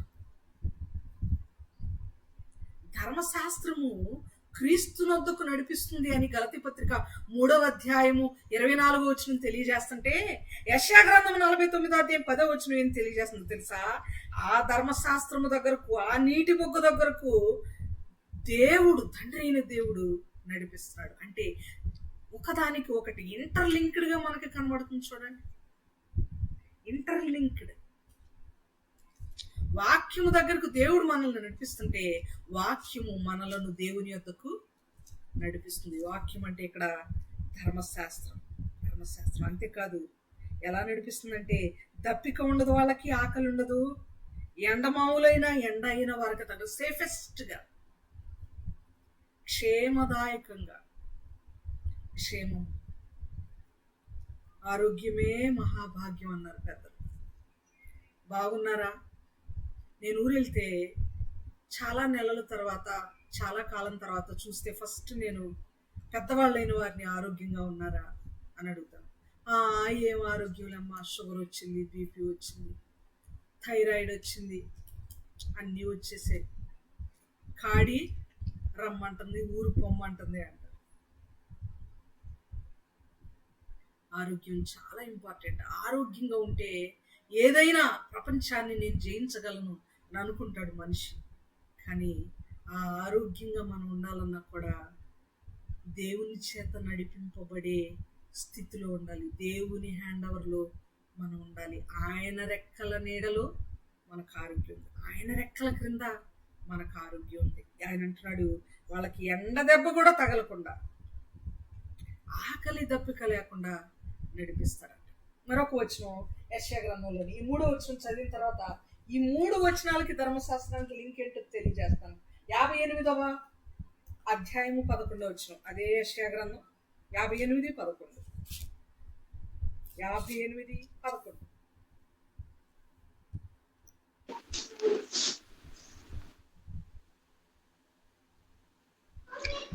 క్షామకాలమున ఆయన నిన్ను తృప్తిపరిచి నీ ఎముకలను బలపరచును. ఒక లైన్ ముందు చదవాలి ఇంకా. యెహోవా నిన్ను నిత్యము నడిపించును. క్షామకాలమున ఆయన నిన్ను తృప్తిపరిచి నీ ఎముకలను బలపరచును. నీవు నీరు కట్టిన తోట వలెను ఎప్పుడును ఉబుకుచుండు నీటి ఊట వలెను ఉండెదవు. ఫస్ట్ లైన్ లో ఏమంటున్నాడు? యెహోవా నిన్ను నిత్యము నడిపించును. ఆల్వేస్. ఇందాక అనుకున్నాం, ఎల్లప్పుడూ హృదయమందు ఆయన ఆజ్ఞలు, ఆయన ఉపదేశం, కట్టడలు ఉంచుకోవాలి. ఎల్లప్పుడూ, నిత్యము, ఎల్లప్పుడూ ఆయన వాక్యాన్ని మనం ఉంచుకుంటే నిత్యము ఆయన మనల్ని నడిపిస్తాడు. ఆదివారం మాత్రమే వాక్యాన్ని మనం ఉంచుకుంటే అప్పుడప్పుడు దేవుడు మనల్ని నడిపిస్తే సరిపోతుందా? అప్పుడప్పుడు మాత్రమే భూమి మీదకి గాలిని పంపించి, ఆదివారం మాత్రమే గాలిని పంపించి సోమవారం నుండి శనివారం వరకు గాలి పీల్చుకోవడానికి వీల్లేదు అని అన్నాడు అనుకోండి, బాగుంటుందా? సరిపోతుందా? మనకి లెక్కకు లెక్క సరిపోదు కదా, బ్రతకలేం కదా. అలా దేవుని నుండి తీసుకునే ఉచిత వనరులన్నీ తీసుకుంటున్నాం మనం హ్యాపీగా. ఆయన ఉచిత కృప ద్వారా మాత్రమే బ్రతుకుతున్నాం చాలా సునాయాసంగా, వితౌట్ పేయింగ్ ఎనీథింగ్. ఇందాక అనుకున్నాం, వెంటిలేటర్ మీద 1 డే ఉంచితే 5,000 ఛార్జ్ చేస్తున్నారు minimum doctors. Without charging anything దేవుడు మనలకు నిత్యము గాలిని ఇస్తున్నాడంటే ఎంత గొప్ప కృప అది కానీ ఆయన కృపను చాలా చులకనగా తీసుకొని మనం అప్పుడప్పుడు దేవునికి విలువిస్తున్నాం, అప్పుడప్పుడు దేవుని వాక్యానికి ప్రాముఖ్యత ఇస్తున్నాం, అప్పుడప్పుడు దేవుని సన్నిధికి ప్రాముఖ్యత ఇస్తున్నాం. మనం ఎల్లప్పుడూ ఇచ్చేవారిగా, ఎల్లప్పుడూ ఆయన విధులను హృదయమందు ఉంచుకొని ఆయన చేత నడిపించబడేవారిగా ఉండాలి. యెషయా గ్రంథంలో 3 వచనాలు చెప్పుకున్నాం. 3 వచనాల్లో కూడా కామన్ గా కనబడే మాట ఒకటి ఉంది. 3 వచనాల్లో ఫస్ట్ చదువుకున్న దానిలో కాపరిగా కనబడుతున్నాడు తండ్రి అయిన యెహోవా దేవుడు. 2వ వచనంలో యెహోవా దేవుడుగా కనబడుతున్నాడు. 3వ వచనంలో కూడా యెహోవా దేవుడుగా, తండ్రి అయిన దేవుడుగా కనబడుతున్నాడు. ఈ 3 వచనాల్లో మరొకటి కామన్ ఉంది. ఏంటి అంటే నడిపించడం. నా పాయింట్ ఏంటంటే పాత నిబంధన అంతా కూడా నడిపిస్తుంది ఎవరు?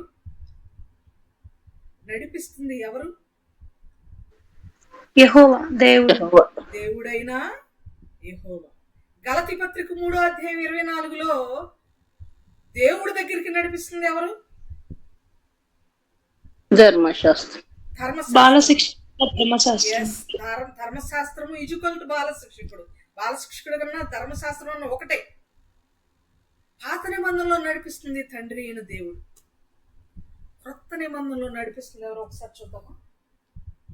క్రొత్త నిబంధనలో యోహాను సువార్త 10వ అధ్యాయం 3వ వచనం. యోహాను సువార్త 10వ అధ్యాయము 3వ వచనం.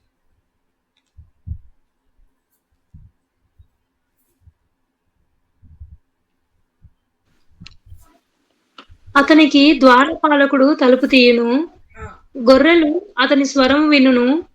అతడు తన సొంత గొర్రెలను పేరు పెట్టి పిలిచి వాటిని వెలుపలికి నడిపించును. ఎవరు ఇతను? యేసుక్రీస్తు. గొర్రెల యొక్క గొప్ప కాపరి, మంచి కాపరి, ప్రాణము పెట్టిన ప్రధాన కాపరి. ఎలా నడిపిస్తాడంట? గొర్రెలను ఎలా నడిపిస్తాడనుందమ్మా అక్కడ? గొర్రెలను వెలుపలికి నడిపించు. పేరు పెట్టి పిలిచి వాటిని వెలుపలికి నడిపించు. పేరు పెట్టి పిలిచి వెలుపలికి నడిపించు. పేరు పెట్టి పిలిచి వెలుపలికి నడిపించేవాడు. యేసుక్రీస్తు నడిపించేవాడిగా క్రొత్త నిబంధనలో కనబడుతున్నాడు. మరొక వచనం ప్రకటన గ్రంథం 7వ అధ్యాయం 17వ వచనం. ప్రకటన గ్రంథము 7వ అధ్యాయము 17వ వచనం ప్లీజ్.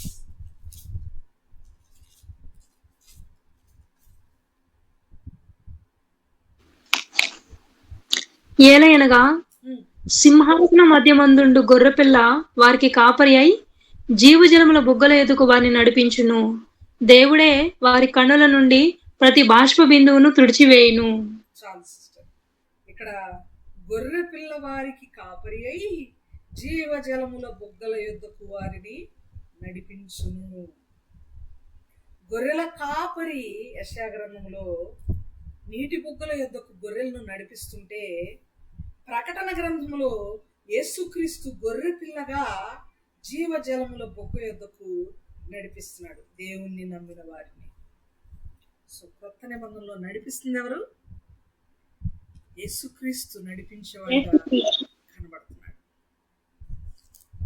నడిపిస్తాడు నా దేవుడు, మరణము వరకు నన్ను విడువడు. కరెక్టేనండి ఇది? మాటికి కరెక్టే సిస్టర్. నడిపిస్తాడు నా దేవుడు, శ్రమలోనైనా నన్ను విడువడు అనుకుంటారు. మనల్ని విడిచేవాడు కానే కాడు, మనల్ని నడిపిస్తాడు దేవుడు. పాత నిబంధనలో అంతా కూడా తండ్రిగా నడిపించాడు. ఎన్ని వచనాలు ఉన్నాయో, 100లో ఉన్నాయి. ఇశ్రాయేలుని నడిపించాడు అరణ్య మార్గం గుండా, మేఘస్తంభమై కదండి, అగ్నిస్తంభమై వారిని నడిపించాడు. యుద్ధాలలో నడిపించాడు, సముద్ర మార్గం గుండా నడిపించాడు, శ్రమల లోయల్లో గుండా నడిపించాడు.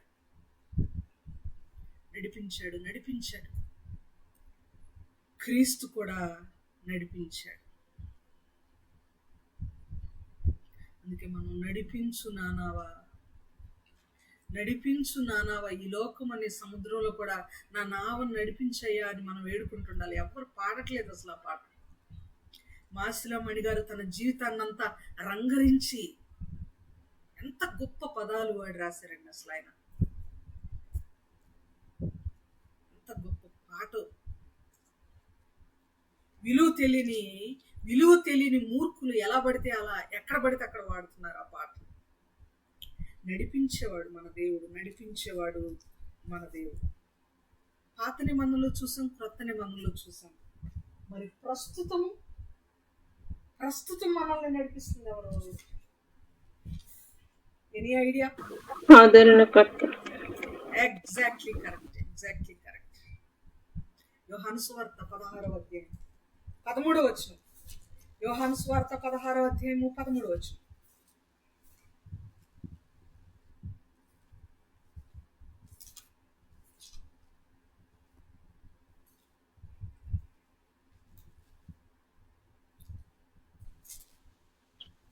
యోహాను సువార్త 16వ వచనం. ఎస్. అయితే ఆయన అనగా సత్యస్వరూపి అయిన ఆత్మ వచ్చినప్పుడు మిమ్మును సత్యములోనికి నడిపించును. ఆయన తనంతట తానే ఏమీ బోధింపక వేటిని వినునో వాటిని బోధించి సంభవింపబోవు సంగతులను మీకు తెలియజేయును. సంభవింపబో సంగతులను మీకు తెలియచేయను. ఎవరు నడిపిస్తుంది ఇక్కడ? ఆదరణకర్తకు మరొక పేరు కూడా ఉంది బైబిల్లో, చెప్తారా? పరిశుద్ధాత్ముడు. ఇంకొక పేరు చూద్దాం. ఆదరణకర్తకు ఉత్తరవాది అనే పేరు కూడా ఉంది. యోహాను సువార్త 14వ అధ్యాయం 16వ వచనం. యోహాను సువార్త 14వ అధ్యాయం 16వ వచనం.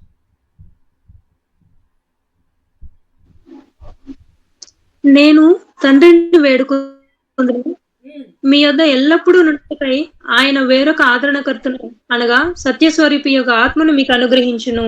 చాలు. ఆదరణకర్త అన్న, సత్యస్వరూపి యొక్క ఆత్మ అన్న, పరిశుద్ధాత్మ అన్న, ఉత్తరవాది అన్న ఒకటే. అక్కడ ఆదరణకర్త అనే పదానికి ఫుట్ నోట్లో కింద 1 నంబర్ వేసి లేక ఉత్తరవాదిని అని ఉంటుంది. మనల్ని ఇప్పుడు నడిపిస్తుంది పరిశుద్ధాత్ముడు. క్రీస్తు వలె శరీరధారిగా మనకి కనబడడు. తండ్రి అయిన యెహోవా దేవుడుగా కనబడడు. కనిపించకుండా మన మధ్య ఉండి మనల్ని అద్భుత రీతిలో నడిపిస్తున్నాడు దేవుడు. మిరాక్యులస్ గా నడిపిస్తున్నాడు. ఎంత గొప్ప విషయం ప్రియులారా, ఎంత గొప్ప విషయం. ఇవన్నీ మనం ఎందుకు మాట్లాడుకుంటున్నామయ్యా అంటే ధర్మశాస్త్రము వలన లేక బాల శిక్షకుని వలన మనకున్నటువంటి 3వ ఉపయోగం. What is the third application of head master according to the Bible అని కనుక మనం ఆలోచన చేస్తే, క్రీస్తునొద్దకు నడిపించే బాల శిక్షకుడు, క్రీస్తునొద్దకు నడిపించడం 3వ ఉపయోగం అని మనం చూస్తున్నాం. ఈ క్రీస్తునొద్దకు నడిపించడం, నీటి బుగ్గల యొద్దకు నడిపించడం, నీటి ఊట దగ్గరకు నడిపించడం, ఇవన్నీ కూడా జీవజలముల బొగ్గు యొద్దకు నడిపించడం, ఇవన్నీ కూడా ఒకే సెన్స్ ని తెలియచేస్తున్నాయి. ఫర్ యువర్ కైండ్ ఇన్ఫర్మేషన్ నేను చెప్తున్నటువంటి మాట ఏంటంటే, బాల శిక్షకునికి ఉన్నటువంటి ఈ క్యారెక్టర్ ఎవరికి ఉన్న క్యారెక్టర్ అంటే తండ్రి, కుమారుడు, పరిశుద్ధాత్మునికి ఉన్నటువంటి క్యారెక్టర్. పాత నిబంధన అంతటిలో కూడా తండ్రి ఏ విధంగా నడిపించాడో అలా నడిపించే క్యారెక్టర్ బాల శిక్షకునిది. క్రొత్త నిబంధనలో క్రీస్తు ఏ విధంగా దేవుని బిడ్డలైనటువంటి వారిని నడిపిస్తూ వచ్చాడో అలా దేవుని యొద్దకు నడిపించేటువంటి క్యారెక్టర్ బాల శిక్షకునిది. పరిశుద్ధాత్ముడు మనల్ని ప్రజెంట్ ఎలా నడిపిస్తున్నాడో దేవుని యొద్దకు, పరిశుద్ధాత్ముడే మన హృదయంలో లేకపోతే ప్రార్థనకి మోకరించం, మనం దేవుని సన్నిధిలోకి అడుగు పెట్టం, మనం బైబిల్ ఓపెన్ చేయం, మనం మంచి పని చేయలేం. మన చేత సత్క్రియలన్నీ చేయించేవాడు పరిశుద్ధాత్ముడు. మనల్ని నడిపించేవాడు, ముందుకు నడిపించేవాడు, లీడ్. హోలీ స్పిరిట్ లీడ్ అంటారు చాలా మంది. నడిపించే ఈ గుణలక్షణం ఏదైతే ఉందో, ఈ గుణము, ఈ క్యారెక్టర్, ఈ ఫీచర్ ఏదైతే ఉందో, బాల శిక్షకునికి ఉన్నటువంటి ఫీచర్ మరెవరిదో కాదు, తండ్రి కుమార పరిశుద్ధాత్మనిది, మన దేవునిది. సో బాల శిక్షకుడు నడిపించబడాలంటే అవసరం, మనకి అవసరం. మరి చివరగా గలతీ పత్రిక 3వ అధ్యాయం 25వ వచనం ఏం చెప్తుంది? చదివి మనం ముగించుకుందాం. గలతీ పత్రిక 3వ అధ్యాయం 25వ వచనం చదువుదామా? అయితే విశ్వాసము వెల్లడి ఆయన గనుక ఇక బాల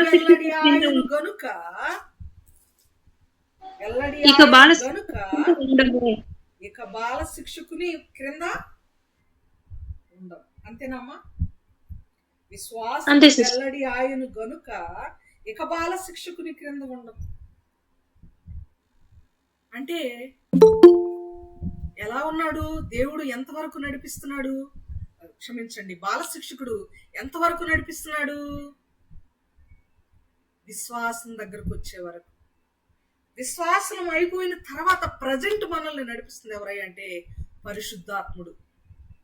16వ అధ్యాయం యోహాను సువార్త ప్రకారం, 16వ అధ్యాయము యోహాను సువార్త ప్రకారము 13వ వచనం ప్రకారము మనల్ని పరిశుద్ధాత్ముడు, ఉత్తరవాది, సత్య స్వరూపియగు ఆత్మ చేత మనం నడిపించబడుతున్నాం. కాబట్టి రూల్స్ అండ్ రెగ్యులేషన్స్ అన్ని మనకు తెలుసు.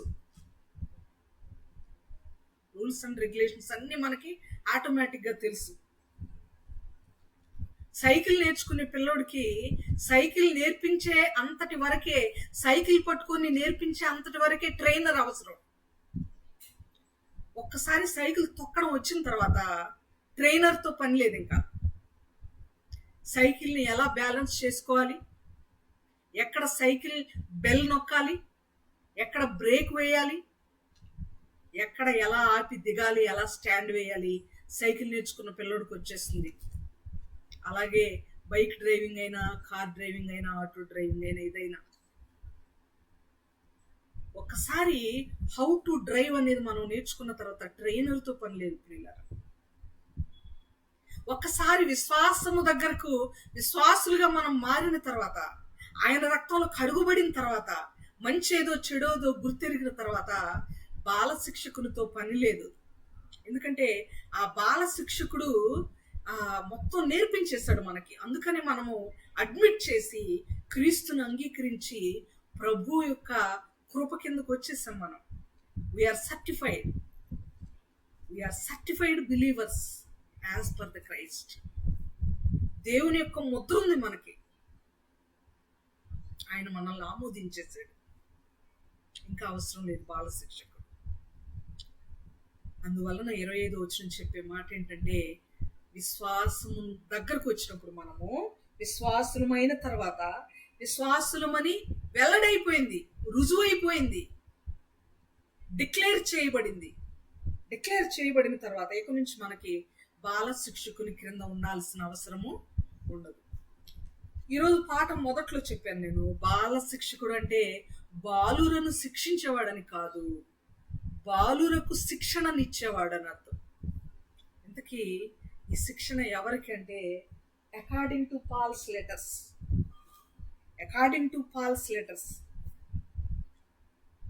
పాలతో నేను మిమ్మల్ని పెంచాను, ఎందుకంటే మీకు అన్నం అరగదు కాబట్టి, అన్నం తిని జీర్ణించుకునే శక్తి లేదు కాబట్టి, మీరు శరీరులుగా కనబడుతున్నారు కాబట్టి అంటాడు. కొరింథీ పత్రిక 1వ అధ్యాయంలో 1 కొరింథీ పత్రిక 3వ అధ్యాయంలో 1 నుండి 3 వచనం తర్వాత చదవండి. శరీరుల గురించి మాట్లాడుతూ మీరు పసిబిడ్డలే అంటున్నాడు. ఇప్పుడు బాల శిక్షకుడు అంటే బాలురకు ట్రైనింగ్, శిక్షణనిచ్చేవాడు అంటే ఎవరికి ట్రైనింగ్ అంత అవసరం? బాలురక, విశ్వాసములో పరిణితి చెందిన వారిక?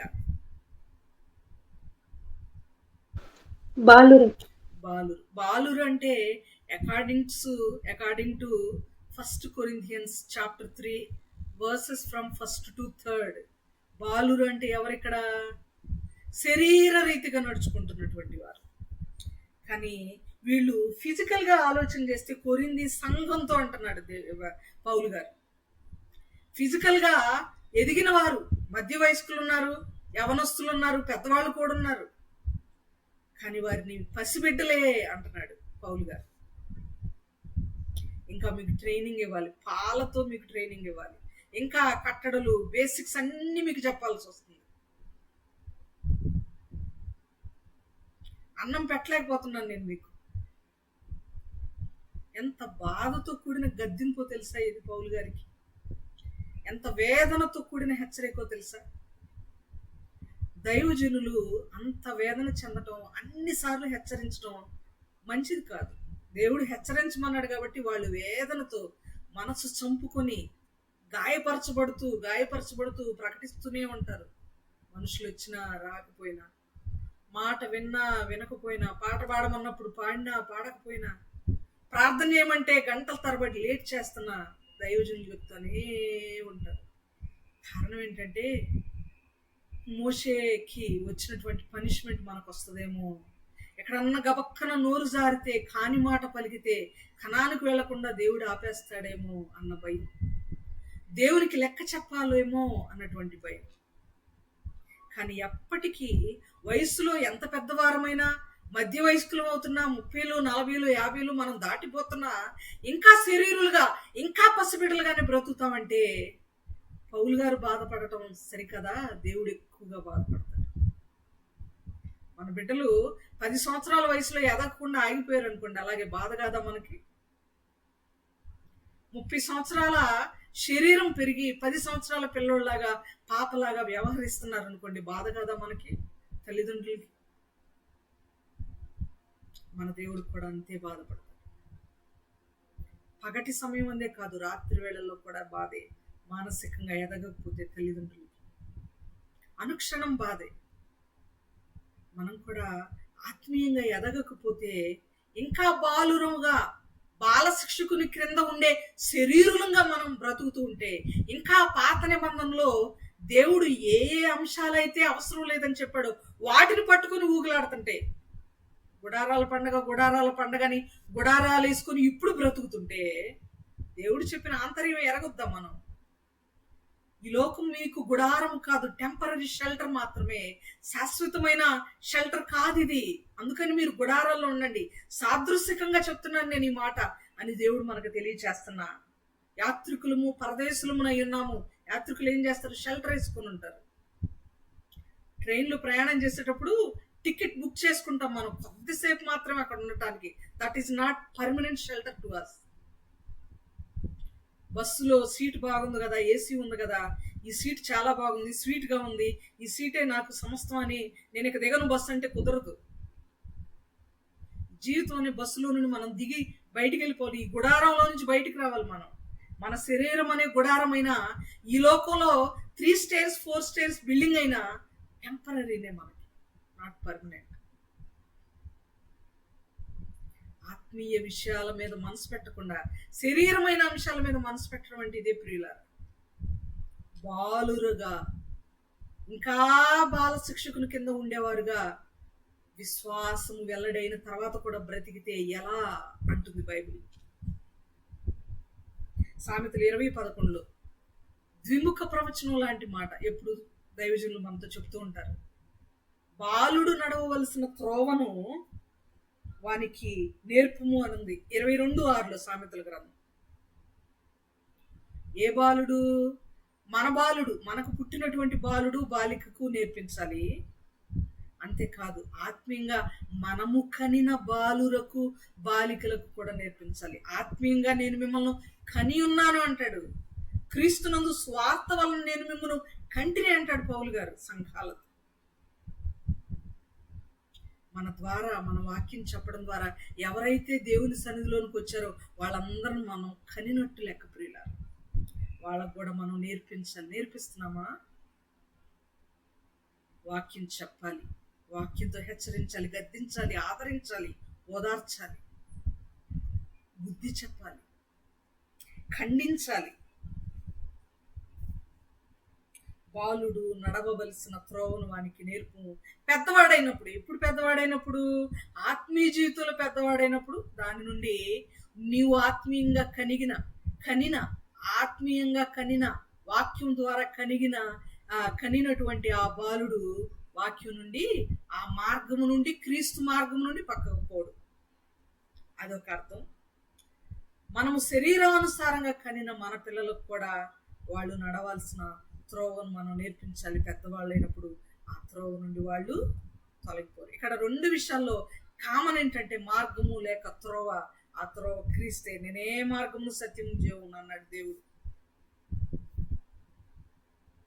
ప్రియులారా, నడిపించేది మనల్ని ధర్మశాస్త్రం.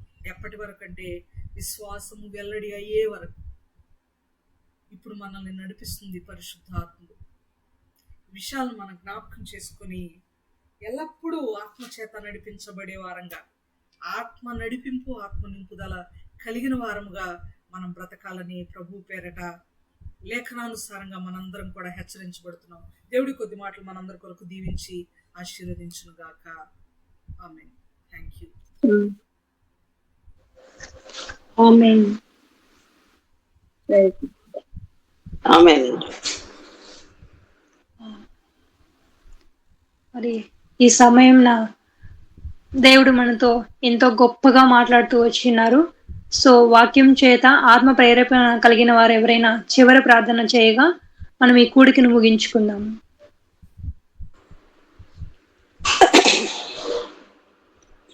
అందరికి ప్రేయస్తులందరూ ప్రార్థించుకుందాం.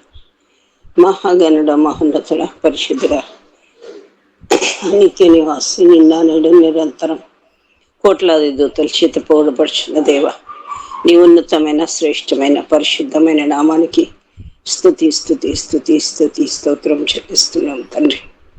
ఆశ్చర్యకరుడ, అద్భుతాలు చేసే దేవ, మహిమాన్వితుడ, మహాగణుడ, మహోన్నతుడ, పరిశుద్ధుడానికి వందనం వందనం వందనం స్తోత్రం నాయన.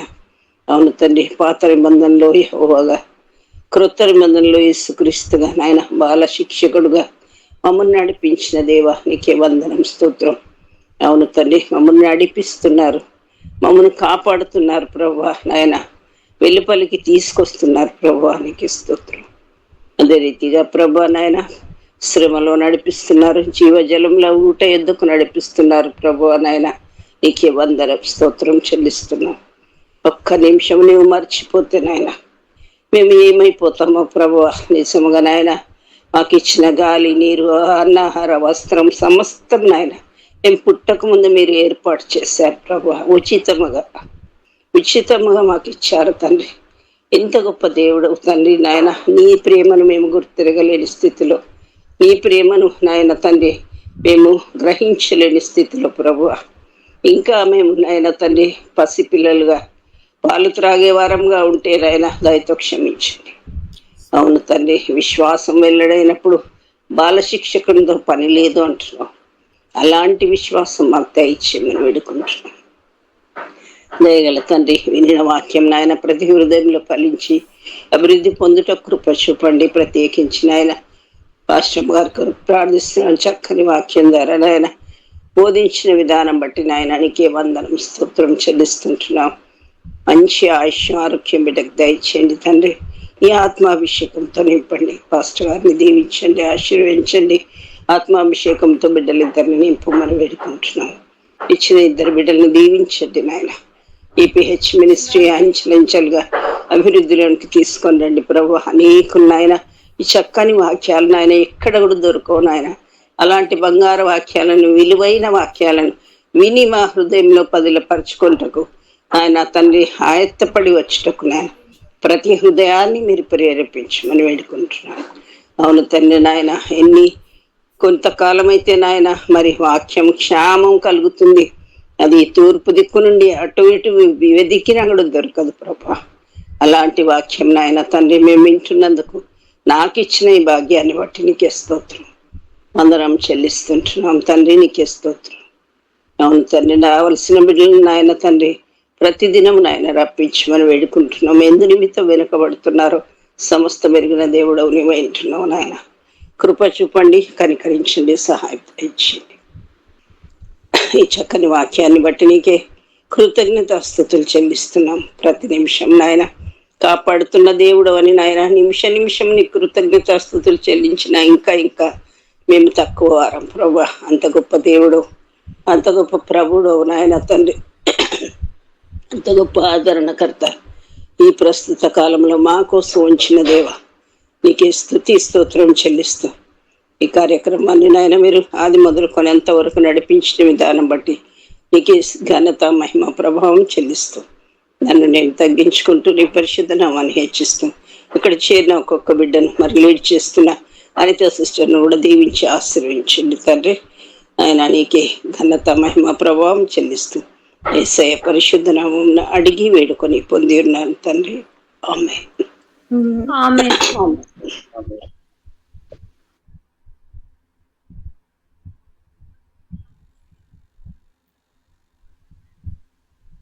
సిస్టర్ ఆశీర్వాదం ఇవ్వండి. పాస్టర్ గారు ఆశీర్వదిస్తారు. వాదుల్లో మన తండ్రి అయిన దేవుని ప్రేమ, మన రక్షకుడు విమోచకుడైన యేసుక్రీస్తు వారి కృప, పరిశుద్ధాత్మ యొక్క అన్యోన్య సహవాసము కూడి వచ్చిన ప్రతి ఒక్కరికి వారి కుటుంబాలకు సర్వలోకమునకు సదాకాలము తోడై ఉండును గాక. ఆమేన్. కూడి వచ్చిన అందరికీ మరొకసారి వందనాలు తెలియజేస్తున్నాం.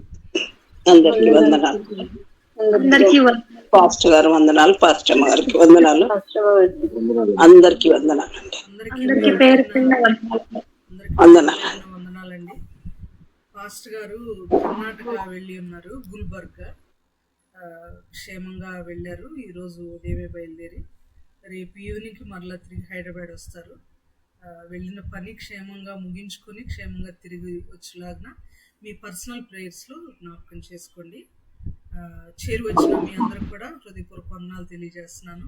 రేపటి దినాన మనం స్త్రీల ప్రత్యేక ప్రార్థన కొడుకులో కలుద్దాం. దయచేసి మీకు తెలిసిన వారు ఎవరైనా ఉంటే దయచేసి గూగుల్ మీట్లో జాయిన్ అవ్వమని చెప్పండి. కంటిన్యూగా చెబుతూనే ఉండండి. మాకు తెలిసిన వాళ్ళకి కూడా మేము చెప్తున్నాం. రేపటి దినాన మన మధ్యలో అరుణాలత సిస్టర్ వాక్యాన్ని మనతో పంచుకుంటారు. వారి కొరకు మనం వినబోయే వాక్యం కొరకు కూడా మీరు పర్సనల్గా మీ ప్రేయర్స్లో జ్ఞాపకం చేసుకుని ప్రార్థనా పూర్వకంగా సిద్ధపడి గూగుల్ మీట్లో జాయిన్ అవ్వాలని ప్రభు పేరిట మనవి చేస్తున్నాను. పూట ముగించబడింది. అందరికి కూడా సెలవు తీసుకుందాం. అందరికీ ప్రేమపూర్వక వందనాలు. Thank you. God bless. అందరికీ వందనాలు. I'm sorry Anitha sister, thank you so much. చక్కగా లీడ్ చేశారు. మీరు అవకాశం ఉన్నప్పుడల్లా గూగుల్ మీట్స్లో లీడ్ చేయడం తీసుకోండి సిస్టర్. ఎందుకంటే మీరు బాప్టిజం తీసుకున్న తర్వాత కూడా దేవుని పని చెయ్యాలి గనుక అప్పుడు దేవుడు ఎక్కువ ప్రాక్టీస్ ఇస్తాడు. మీకు మంచి వాక్ శుద్ధిని ఇచ్చాడు దేవుడు. అద్భుతంగా మీరు లీడ్ చేయగలరు. సో మీకు అవకాశం ఉన్నప్పుడల్లా ఈవినింగ్ జరిగేటువంటి గూగుల్ మీట్స్ ఏవైతే ఉంటాయో వాటిల్లో మీరు లీడ్ తీసుకొని మీరు హోస్ట్ చేయాలని నేను ప్రత్యేకంగా మిమ్మల్ని రిక్వెస్ట్ చేస్తున్నాను. ఈరోజు మీట్ని చాలా చక్కగా నడిపించారు. అందుని బట్టి హృదయపూర్వక వందనాలు తెలియజేస్తున్నాను. దేవుడు మిమ్మును మీ కుటుంబాన్ని బహుగా దీవించును గాక. ఆమేన్. Thank you sister. ఇందులో నిజంగా నేను 2-3 రోజుల నుంచి గూగుల్ మీట్ కి జాయిన్ కాలేకపోయాను, పిల్లలు ఉండడం వల్ల. అంటే ఎక్కువ సౌండ్ ఉంటుంది అనేసి. మరి ఈరోజు నాకు ఎక్కువ సమయం దేవునితో గడపడానికి నిజంగా నాకు దేవుడు అదృష్టాన్ని ఇచ్చిన్నారు. అందుని బట్టి నేనే మీకు థ్యాంక్స్ చెప్పుకోవాలి. సమస్త ఘనత మహిమ ప్రభావాలు దేవునికే చెల్లించుకుంటున్నాను సిస్టర్. నాది ఏం లేదు. నేను ఫస్ట్ టెన్షన్ పడ్డాను చేయగలనా లేదా అనేసి. కానీ ప్రేయర్ చేసుకొని మళ్ళీ నేను తర్వాత ధైర్యం తెచ్చుకొని చేయగలిగాను. సో అందుకు దేవుడే నాకు సహాయపడ్డాడు కనుక దేవునికి ఈ ఘనత మహిమ అంతా. Thank you sister. Very very good sister. దేవునికి సమస్త మహిమ. Thank you so much. Praise lord pastor మార్. వందనాలు ఆంటీ. ఎలా ఉన్నారా అండి? అదేనండి, లేట్ గా వచ్చాం హాస్పిటల్ నుంచి. పర్వాలేదు ఆంటీ, పర్వాలేదు. రాగానే జాయిన్ అయిపోయినాము. అవునవును. అరుణ సిస్టర్ వందనాలు సిస్టర్. వందనాలు సిస్టర్. సిస్టర్ మమ్మీ గురించి కొద్దిగా ప్రేయర్లో పెట్టండి సిస్టర్. ఓకే, అది స్పైన్ ప్రాబ్లం కోసం తీసుకున్న టాబ్లెట్స్ కొద్దిగా ఎఫెక్ట్ ఇచ్చాయి. మొహము కాళ్ళు వాపులు వచ్చాయి. ఓకే ఓకే అయితే డాక్టర్ దగ్గరికి వెళ్ళాము, కానీ తను ఆస్తమా పేషెంట్ కదా సిస్టర్, ఆయాసం కూడా ఉంటే తీసుకెళ్ళండి. ఓకే కొద్దిగా మళ్ళీ ఈ మధ్యలో అంటే సమ్మర్ అని లిక్విడ్స్ తీసుకున్నారు ఎక్కువ, ఓకే దాని నుండి మళ్ళీ ఆస్తమా ఎఫెక్ట్ ఇచ్చింది అన్నారు. దాని నుండి అలా కాళ్ళు అవి వచ్చాయి అన్నారు వాపులు. ఓకే సిటీ స్కాన్ అదే జస్ట్ హెచ్సిఆర్టి సిటీ అని ఉంటది సిస్టర్, ఓకే అది చేయించారు, ఎక్స్రే తీయించారు. ఓకే రిపోర్ట్స్ కొద్దిగా ఉంది ఇన్ఫెక్షన్.